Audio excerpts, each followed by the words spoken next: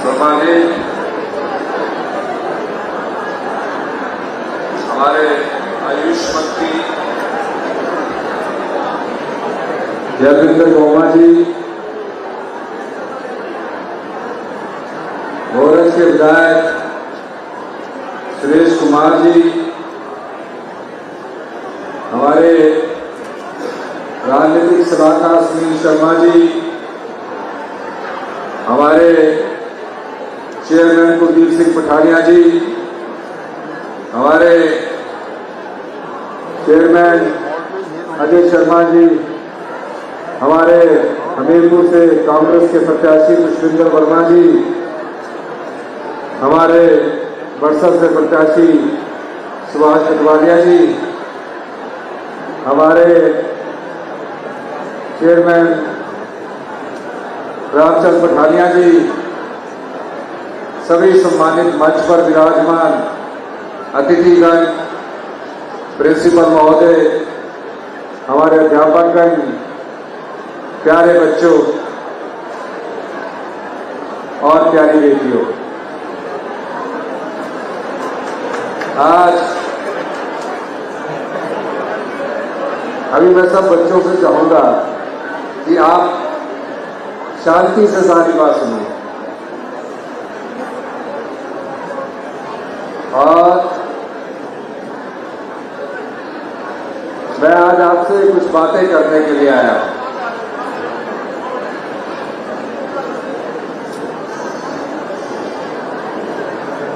हम भी आपके जीवन काल में, जिस जीवन में आप आज महाविद्यालय में अपने दिन व्यतीत कर रहे हैं, अगर हम अपने पिछले इतिहास, अतीत के इतिहास को उठाकर देखें, ऐसे ही हम कॉलेज में आया करते थे। क्योंकि मैं शिमला में पढ़ा हूं और यहाँ के जो डिप्टी कमिश्नर महोदय हैं वो मेरे साथ कॉलेज में पढ़ा करते थे, जो आज डीसी के तौर पर यहां कार्य कर रहे हैं। ये मेरे व्यक्तित्व को भी जानते हैं, मेरे व्यवहार को भी जानते हैं।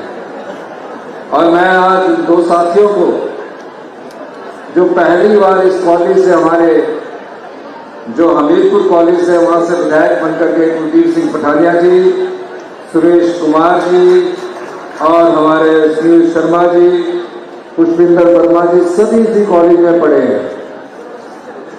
जब मैं कॉलेज के अंदर कैंपस में आ रहा था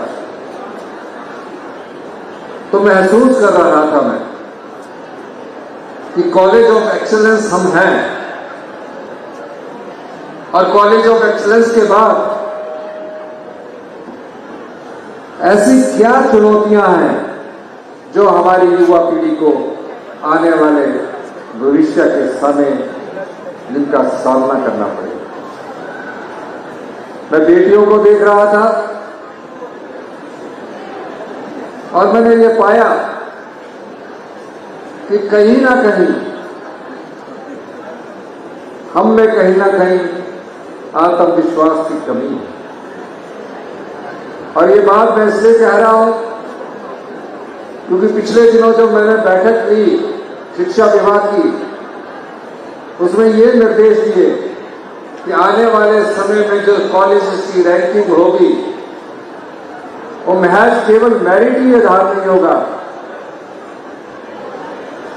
उसके अलावा और जिन एक्टिविटीज में भाग लेती है उसके आधार पर आने वाले समय में हम कॉलेज की रैंकिंग करने जा रहे हैं। 2 वर्ष पहले जब मैंने शिमला के ऐतिहासिक रिज मैदान से मुख्यमंत्री पद की शपथ ली और उस शपथ लेते समय मेरा मन भर आया। मैं एक ऐसे परिवार से राजनीतिक जीवन में आया जिसके परिवार से कोई राजनीति में न था। आप जैसे परिवार से उठकर, एक आम परिवार से उठकर जब मैं मुख्यमंत्री की कुर्सी पर पहुंचा तो मैंने आंकलन किया अपने अनुभवों से कि जो हमारा हिमाचल प्रदेश का समाज है उसमें सबसे वंचित वर्ग कौन है, कौन अपनी आवाज नहीं उठा सकता। और जब मैंने उसका अध्ययन किया तो मुख्यमंत्री बनने के बाद जहां परंपरा होती है सभी अधिकारी कर्मचारी शिमला में सचिवालय के सामने उनका स्वागत करते हैं और जानकारी देते हैं, मैंने उस परंपरा को तोड़ा और उन बच्चों और बेटियों के पास गया जो अपनी मां को खो चुकी थी, अपने पिता को खो चुकी थी। जब मैं उनके पास गया, उनका रहन सहन देखा, उनके खाने की जगह देखी, तो मैंने पाया जो भी बच्चा अपनी मां को खो देता, अपने पिता को खो देता है, उस बच्चे में कहीं ना कहीं आत्मविश्वास की कमी रहती है। वो स्वाभिमान की जिंदगी नहीं जी सकता, वो दूसरों पर निर्भर रहकर अपने आत्मविश्वास को खोता जाता है। मैं उनके पास गया, बेटियां थी, मैंने उनसे सीखा और मैं उनको सलाम करता हूं। एक भी बच्चे ने आकर मेरे पास ये नहीं कहा, वो जिस हालात में उस अनाथ आश्रम में रह रहे थे कि हम यहां तंगी महसूस कर रहे हैं। मेरी आंखें वो सब कुछ देख रही थी जो मैं अपने परिवार के, अपनी बेटे बच्चों के साथ देख रहा था। आया, पहला निर्देश मैंने ये दिया, जो भी बच्चे अपनी मां को खो चुके, अपने पिता को खो चुके हैं, जिनका इस दुनिया में कोई नहीं है, कभी चाचा जी के सहारे निर्भर है, कभी मामा जी के सहारे निर्भर है, या किसी की दया पर निर्भर है, इन्हें आत्मनिर्भर बनाना है, उनके आत्म सम्मान को वापस लाना है। और हमने 8 महीने बाद एक ऐसी योजना लाई, मुख्यमंत्री सुखाश्रय योजना, जिनमें उन बच्चों को कानूनी अधिकार दिया गया कि अगर कोई बेटा या बेटी अपनी मां को खोती, अपने पिता को खोती है, तो वो सरकार ही उनकी माता है, सरकार ही पिता है और चिल्ड्रन ऑफ स्टेट का दर्जा है। हिमाचल सरकार पहली ऐसी सरकार बनी जिसने हिंदुस्तान में ये कानून बनाया। क्या कानून है ये? आप कई बच्चों का भी पता नहीं होगा। जो भी बच्चा पैदा होने के बाद अगर अनाथ हो जाएगा, उसका सारा खर्च सरकार उठाएगी और हर महीने उसके, जब तक वो पूरी जवानी में ना आ जाता, हर महीने 18 साल की उम्र तक 2,500 रुपया उसके अकाउंट में जमा करवाएगी। उसकी पढ़ाई का खर्च सरकार उठाएगी। अब +2 करने के बाद बेटी कहां जाएगी? पढ़ने में तेज है, लेकिन पढ़ने के लिए कोई दिशा देने वाला नहीं है। उनके लिए हमने कहा कि कोचिंग क्लासेस लगेगी, और जब ये मेडिकल कॉलेज, इंजीनियरिंग कॉलेज या आर्ट्स कॉलेज या बीए के कॉलेज में जाएगी, उसकी पूरी फीस का खर्चा हिमाचल प्रदेश की सरकार देगी। चाहे वो डॉक्टर बने, अगर उसने +2 मेडिकल, नॉन मेडिकल में करना है, उसकी कोचिंग का 75,000 रुपया सरकार देगी। जब इस कानून को बनाया जा रहा था तो कई प्रकार के सुझाव आ रहे थे, कई प्रकार की अड़चनें आ रही थी। मैंने उनसे पूछा, जब अधिकारियों से मैंने बैठक ली, 75 लाख की जनसंख्या में हिमाचल प्रदेश की जो संपदा है, जो आप लोगों की संपदा है, जो भविष्य की युवा पीढ़ी की संपदा है, उसका एक भाग इनकी सेवा में भी खर्च होना चाहिए। और आज मुझे खुशी है, इस योजना का लाभ 6,000 बच्चे हिमाचल प्रदेश के जिलों में उठा रहे हैं। 18 साल के बाद उस बेटी को क्या मिलेगा, उस बेटे को क्या मिलेगा? क्योंकि मैंने छात्र जीवन देखा है, युवा जीवन देखा है, यूनिवर्सिटी का जीवन देखा है। मैंने खुद कैलकुलेट किया कि एमए होगी, एमफिल होगी, पीएचडी होगी, तो हमने उस योजना को 18 से बढ़ाकर 27 साल तक किया और हर महीने उन बच्चों को 4,000 रुपया पॉकेट मनी मिलेगी, हॉस्टल का खर्चा मिलेगा, गर्मियों के कपड़े मिलेंगे, सर्दियों के कपड़े मिलेंगे। ये हमारी पहली योजना है। और इस योजना का लाभ आप युवा पीढ़ी जो बच्चे हैं, अगर आपके ध्यान में कोई बच्चा आता है तो आप वेलफेयर डिपार्टमेंट से या डिप्टी कमिश्नर मैम के माध्यम से उस योजना का लाभ उठा सकते हैं। कई बार क्या होता है, आपके पड़ोस में कोई बच्चा होता है, उन्हें योजना का पता नहीं होता, तो युवा पीढ़ी इस योजना का लाभ डीसी के माध्यम से भी उठा सकते हैं। दूसरा, उसके बाद हमने देखा कई बच्चे डॉक्टर बन रहे हैं, कई बच्चे इंजीनियर बन रहे हैं। कमाने वाले घर में एक पति की मृत्यु हो जाती है, बहन हमारी विधवा हो जाती है, उसके बेटा बेटी शिक्षा ग्रहण कर रहे हैं और आने वाले समय में मुसीबतों का पहाड़ टूट पड़ता है। कौन उनकी फीस देगा, कौन उनका हॉस्टल का खर्चा उठाएगा। मां को ये चिंता सताती कि मेरा बच्चा पढ़ लिख कर अच्छा इंसान बनेगा, लेकिन ये चिंता सताती कि अब कॉलेज कैसे जाएगा, कमाने वाले की तो मृत्यु हो चुकी है। हमने उनके लिए इंदिरा गांधी सुख शिक्षा योजना लेकर आए। 23,000 बच्चों को आज उनकी पूरी पढ़ाई का खर्चा, जिनकी इनकम 2.5 लाख रुपए से कम है, उनको हम हमारी सरकार उपलब्ध करवाए। आप भविष्य के नेता हैं, आप भविष्य के डॉक्टर हैं, इसलिए मैं आपको कुछ चीजें कहना चाह रहा हूं। जब आप जीवन काल के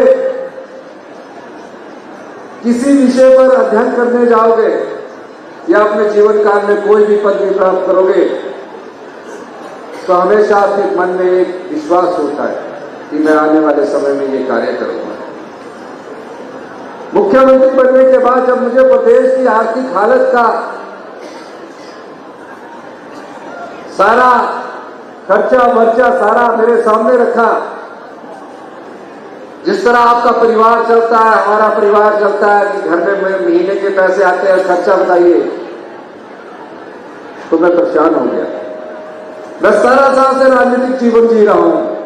पहली बार मैं क्लास रिप्रेजेंटेटिव सीआर बना कॉलेज से और मैं चुनाव लड़ता गया।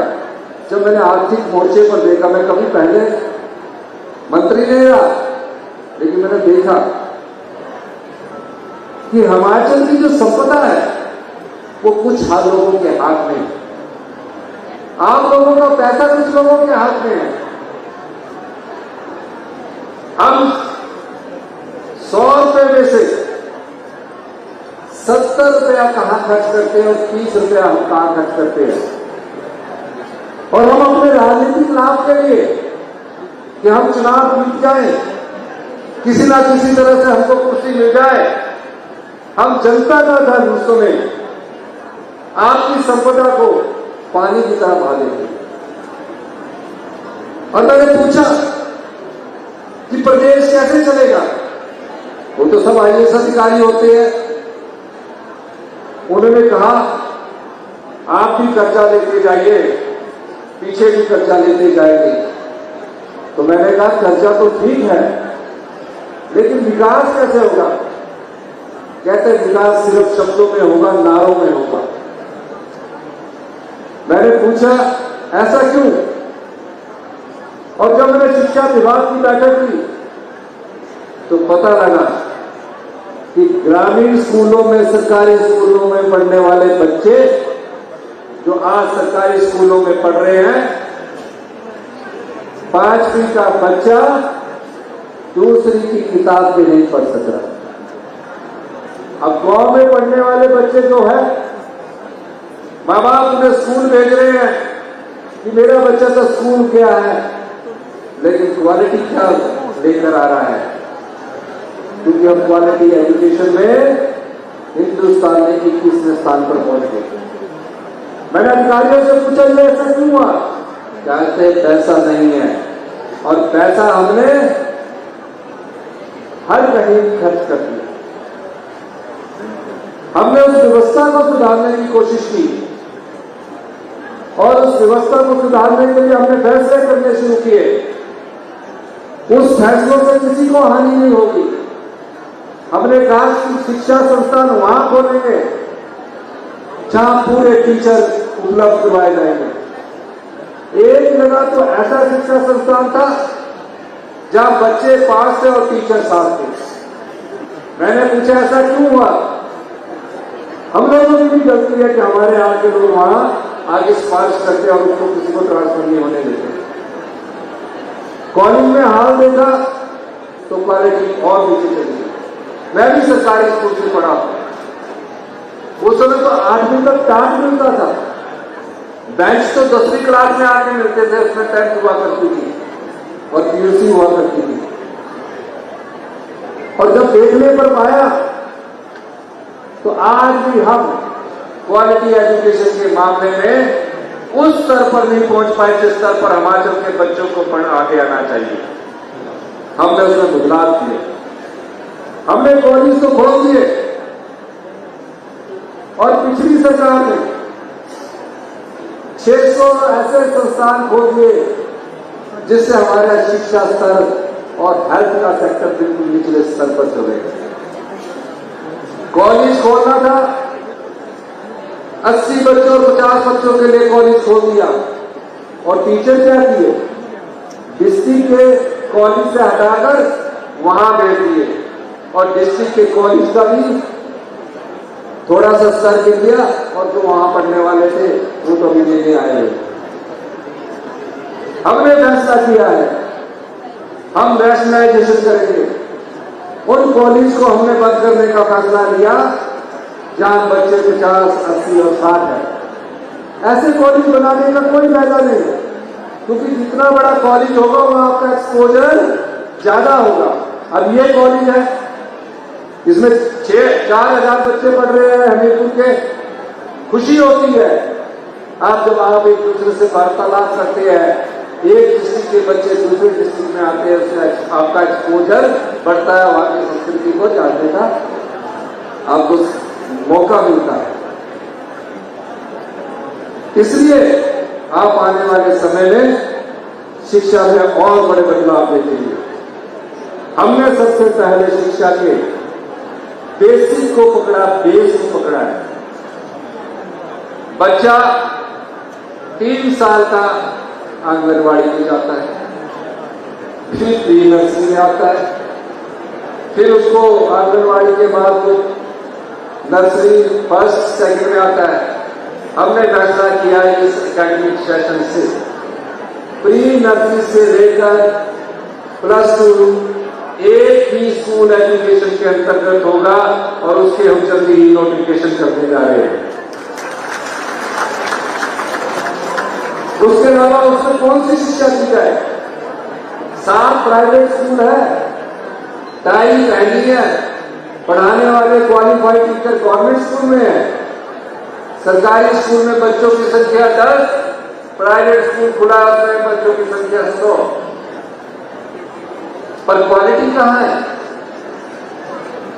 हमने फैसला किया कि हम राजीव गांधी मेमोरियल स्कूल बनाएंगे। प्री नर्सरी से लेकर 750 से लेकर 1,000 बच्चों का एक स्कूल होगा और उस स्कूल में जहां पानी उपलब्ध होगा वहां स्विमिंग पूल भी होगा, खेल की एक्टिविटी भी होगी, ऑडिटोरियम भी होगा और दोपहर का भोजन हिमाचल प्रदेश की सरकार उन गांव में पढ़ने वाले बच्चों को उपलब्ध करवाएगी। अगले वर्ष 10 स्कूल कार्य करना शुरू कर देंगे। अभी मैं एक और स्कूल का सुजानपुर में उसका शिलान्यास करने जा रहा हूं। नगौर का स्कूल अगले एकेडमिक सेशन से शुरू हो जाएगा, ओरंज का स्कूल अगले एकेडमिक सेशन से शुरू हो जाएगा। जो मैं अभी करोड़ में सीनियर सेकेंडरी स्कूल करने जा रहा हूं वो भी अगले सेशन में हम युद्ध स्तर पर कार्य करेंगे। और जो हमीरपुर का स्कूल माननीय सुनील शर्मा जी ने कहा है, इसको हम को ऐड करने जा रहे हैं डिस्ट्रिक्ट हेडक्वार्टर के स्कूल को, और इसको भी राजीव गांधी मेमोरियल स्कूल में हम कन्वर्ट करने जा रहे हैं। तकरीबन अगले वर्ष हर विधानसभा क्षेत्र में हाई एंड एजुकेशन क्वालिटी के हम सीनियर सेकेंडरी स्कूल खोलने जा रहे हैं, ताकि आने वाले 10 वर्षों में गांव में पढ़ने वाला बच्चा जब उस स्कूल से पढ़कर जाएगा तो भविष्य की चुनौतियों का वो सामना कर सकेगा और गर्व से कह सकेगा किसी भी फील्ड में वो कमजोर नहीं होगा, वहां सभी प्रकार के टीचर उपलब्ध करवाए जाएंगे।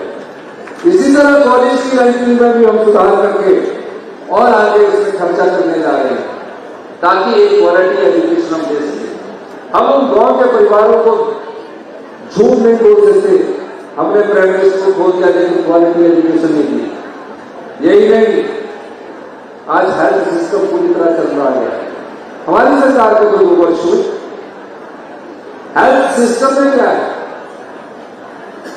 आज मैं आपको बताना चाहता हूं। अगर जनसंख्या के अनुपात से हिमाचल की जनसंख्या जो 75 लाख के करीब है और पूरे देश में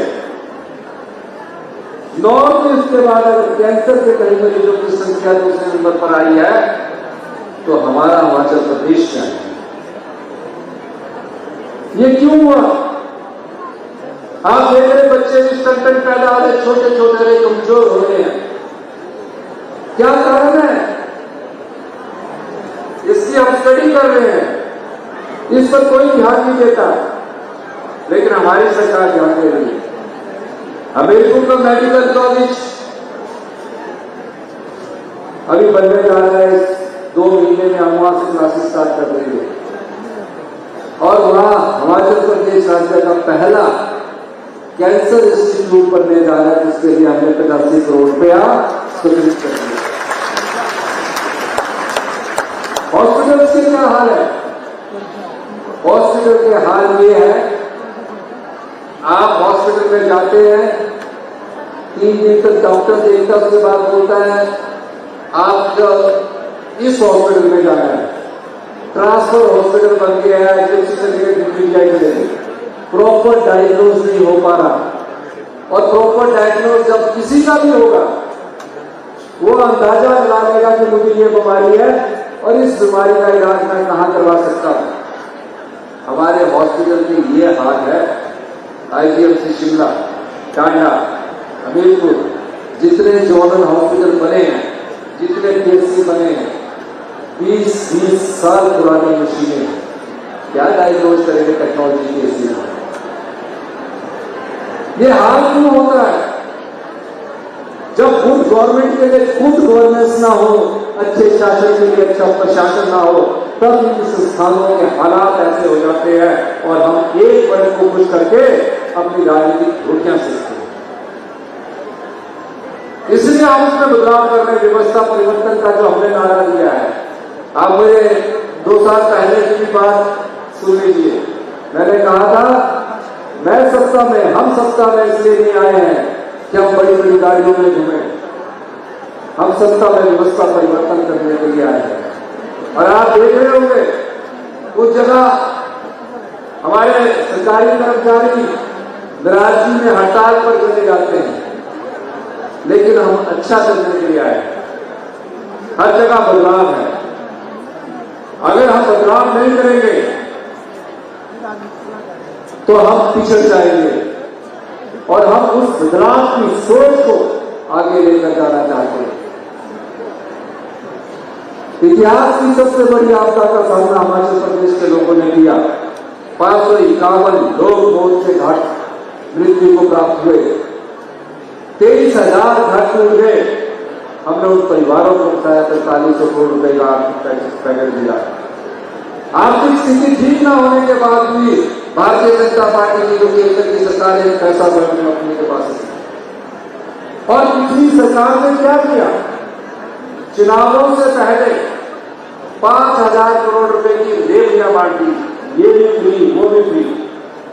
फ्री उसको होना चाहिए जो दे नहीं सकता, उसको नहीं होना चाहिए जो 5-5, 10-10 लाख रुपया का इनकम टैक्स देता है, उसको भी कहा कि तुम भी फ्री होगा।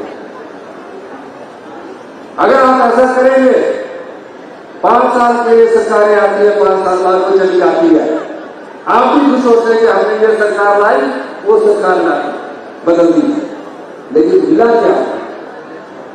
आप जब बीमार होते हैं उस समय आप ये नहीं देखते कि मेरी जेब से कितना पैसा खर्च होना चाहिए, उस समय ये देखते कि मैं किसी तरह ठीक हो जाऊं, 50,000 1 लाख लगे। आप ये नहीं देखते कि अगर आपकी बीमारी पहले पता लग जाती तो ये 50,000 की जगह 5,000 में ठीक हो सकती। इन सब चीजों में हम बदलाव करने जा रहे हैं। मुझे खुशी इस बात की, मैं जहां भी जाता हूं वहां बेटियों की संख्या बहुत अधिक होती है और हमारे हमीरपुर में भी, मेरा घर का जिला है, बेटियों की संख्या के लिंग अनुपात में भी बहुत अधिक वृद्धि हुई और 30 वर्षों में सबसे अधिक वृद्धि हिमाचल प्रदेश में हुई है।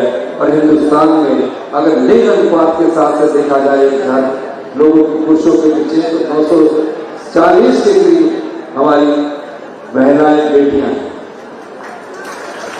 जो सोच है उसमें बदलाव आ रहा है, सोचने का तरीका बदला है और इस कॉलेज को, जो हमारे जिले का कॉलेज है, इसको और आगे बढ़ना है और तेजी से आगे आना है। आप पढ़ने में अच्छे हैं, आप संघर्ष भी कर रहे हैं, लेकिन कहीं ना कहीं जिस चीज को आप प्राप्त कर सकते हैं उस दिशा को आपको देने की जरूरत है। आप में कोई कमी नहीं है। मैं जब मुख्यमंत्री की कुर्सी पर पहुंच सकता हूं तो कोई भी चीज, अगर कोई व्यक्ति, कोई छात्र अपने जीवन में ये सोचता है कि इसको मैं प्राप्त नहीं कर सकता हूं, गलत सोचता है। आप संघर्ष करके कई बार सफल होते हैं, कई बार असफल होते हैं, लेकिन अपनी इच्छा शक्ति मजबूत रखनी चाहिए, अपनी लगनशीलता मजबूत रखनी चाहिए, अपना उद्देश्य तय करना चाहिए। सफलता अपने आप आपके कदम चूमेगी।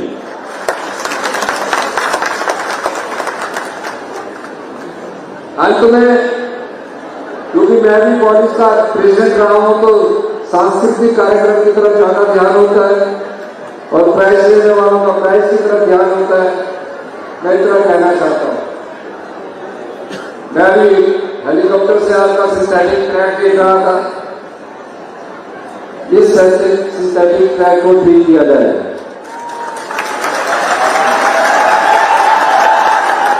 इसके अलावा एमए की क्लासेस, एमए हिस्ट्री और पॉलिटिकल साइंस है, वो तो अगले एडमिनिस्ट्रेशन से शुरू कर दी जाएगी।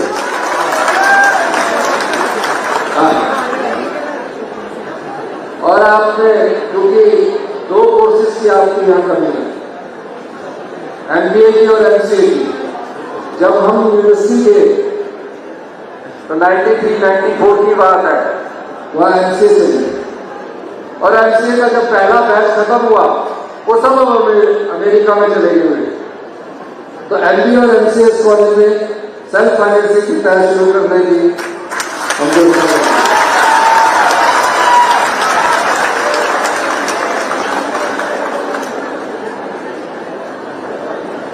आपने यहाँ गर्ल्स हॉस्टल की बात की, जगह है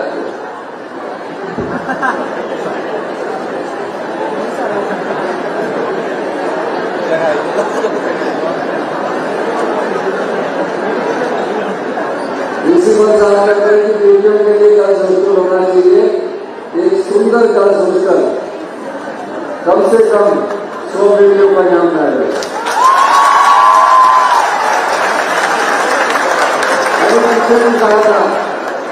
मैंने पीछे भी कहा था कि क्लासेस स्मार्ट होनी चाहिए और कॉलेज आके बच्चे को ये लगना चाहिए कि वो कॉलेज में पढ़ रहा है।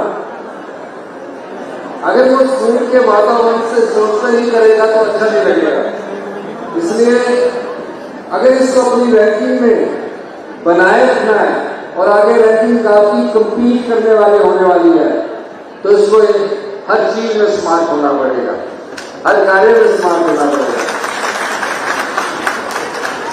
तो जो भी आपकी और भी कोई मांगे हैं उनको अभी तो मैं नहीं करूंगा,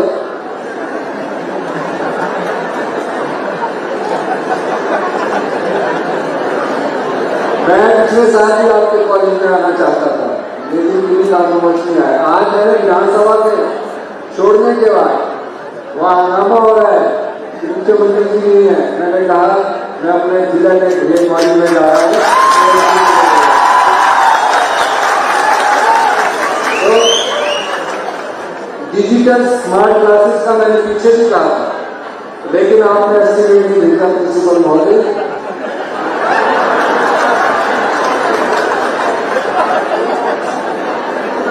और मैं चाहता हूं कि आपके डिजिटल बोर्ड हो, डिजिटल अटेंडेंस हो, डिजिटल टीचर्स की अटेंडेंस तो शुरू होने जा रही है। और डैशबोर्ड पर अभी पूरे मेरा सेम डैशबोर्ड बन चुका है। कौन टीचर कितने बजे आया उसका भी ध्यान रखा जाएगा।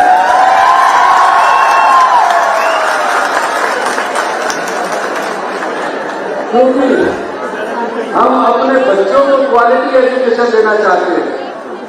शिक्षा के स्तर में हम ऐसी गुणवत्ता लाना चाहते हैं कि जो हमने परिकल्पना की है कि 2027 में हिमाचल आत्मनिर्भर होगा, आप 2032 में बड़े गर्व से कहेंगे कि हम हिंदुस्तान के सबसे समृद्धशाली और अमीर राज्य से आते हैं। हम हिमाचल के युवा पीढ़ी है। ये समय दूर नहीं, लेकिन कुछ फैसले करने होते हैं। उन फैसलों में मैं खासकर अपनी युवा पीढ़ी से चाहूंगा, जो भी हम फैसला कर रहे हैं वो आपके भविष्य के लिए कर रहे हैं, आपके लिए कर रहे हैं। अगर हम ये सोचें कि हमारे लिए, हम तो बन गए। इसलिए जब कभी भी हमारे फैसलों में आप हमारे साथ युवा पीढ़ी खड़े रहिए। हमने नशे के खिलाफ, नशाखोरों के खिलाफ, नशा की सप्लाई करने के खिलाफ एक अभियान चलाया हुआ है। आने वाले 6 महीने में इस प्रदेश से जो भी नशाखोरी के खिलाफ सम्मिलित पाया जाएगा, उसको हम अधिक से अधिक सजा का प्रावधान कर रहे हैं। अभी भी आप देख रहे होंगे पूरे प्रदेश में जहां से नशा आ रहा है और जिसके द्वारा दिया जा रहा है और जो उसको कंज्यूम कर रहा है, उन सब के खिलाफ धरपकड़ जो शुरू हो चुकी है। 2 महीने हो गए, पूरी जेलें हमने भर के रख दी है। हम अपनी युवा पीढ़ी को नशे में धकेलने नहीं देंगे। इसलिए 30% नशे मुझे जो व्यापारी है नशेखोरों के खिलाफ हमने कार्रवाई करके उसमें कमी लाई है, पर 30% काफी नहीं है। इसमें 0 टॉलरेंस की नीति हमारी सरकार अपनाएगी। मैं एक बात और कहना चाहता हूं, ये राजनीतिक बात नहीं है, पर मुझे इस बात का बड़ा दुख होता है। भारतीय जनता पार्टी की सरकार थी, मैं हमेशा विधानसभा के सेशन में आपने सुनना, मैं बार बार से उससे पूछता हूं, आपने कॉलेज क्यों खोले? कहते बच्चों को पढ़ने के लिए। अब मेरे रोड में अगर 10 बच्चे आ रहे हैं कॉलेज में, उनका एक्सपोजर इतना ज्यादा नहीं होगा। अगर वो आपके कॉलेज में आएंगे तो ज्यादा एक्सपोजर होगा। अभी स्पीकिंग की बेटियां डांस कर रही थी, मैं स्पीकिंग गया, वहां रहा, 2 दिन वहां रहा, और वहां की शांत वादियों में हमने ये पाया, सही मायने में हिमाचल की संस्कृति स्वभाव से भी शांत है और कार्य प्रणाली से भी शांत है।